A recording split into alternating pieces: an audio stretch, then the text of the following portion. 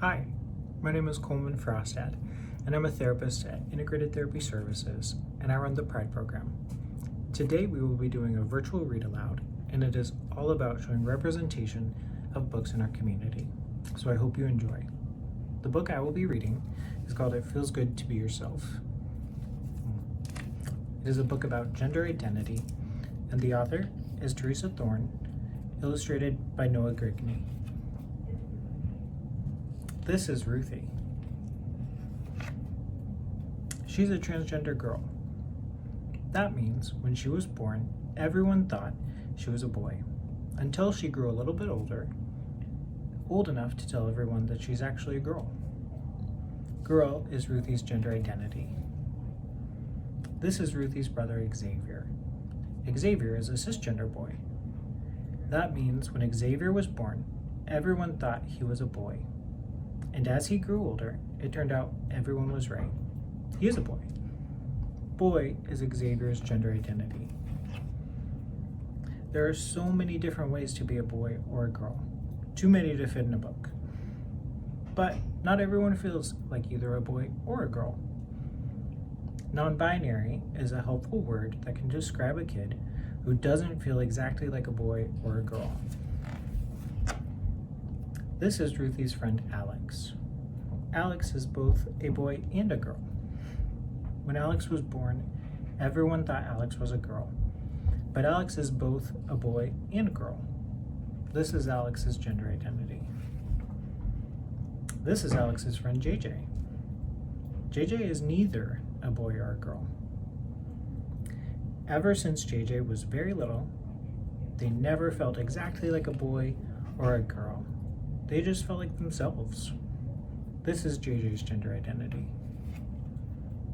Alex and JJ are both non-binary. Just like there are many different ways to be a boy or a girl, there are many different ways to be non-binary. Too many to fit in this book.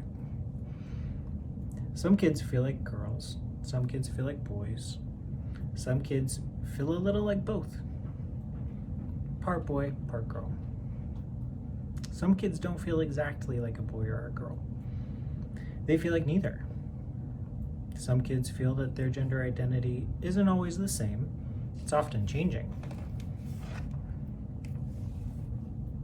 And even with all these possible ways to be, some kids don't feel any of the words they know fit them exactly right.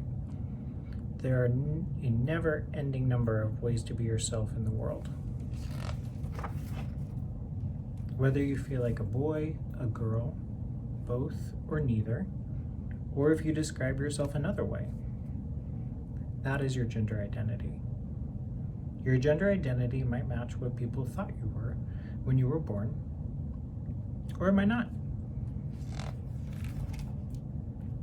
See, when you were born, you couldn't tell who you were or how you felt. They looked at you and made a guess. Maybe they got it right, maybe they got it wrong. What a baby's body looks like when they're born can be a clue to what the baby's gender identity will be, but not always. When people guess wrong, it's okay to let them know. Ruthie was 5 when she told her parents, "I know you think I'm a boy, but really, I feel like a girl." Oops. Ruthie was a girl all along. They just didn't know it at first. When people guess right, it's okay to let them know.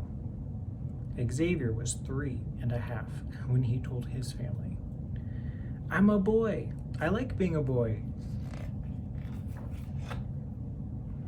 You might feel like a boy. You might feel like a girl. You might feel like both boy and girl, or like neither. You might feel like your gender changes from day to day or from year to year. You might feel that none of these words describes you perfectly. You might not be sure yet. Maybe you are still figuring it out. Your feelings about your gender are real, so listen to your heart. No matter what your gender identity is, you're okay exactly the way you are, and you are loved. It feels good to be yourself, doesn't it? All right. Thank you very much for joining me today. At the end of this book, there are helpful resources and terms that parents or families can use, so we recommend you buying this book. Okay? I hope you all can have an amazing day. Thank you. Goodbye.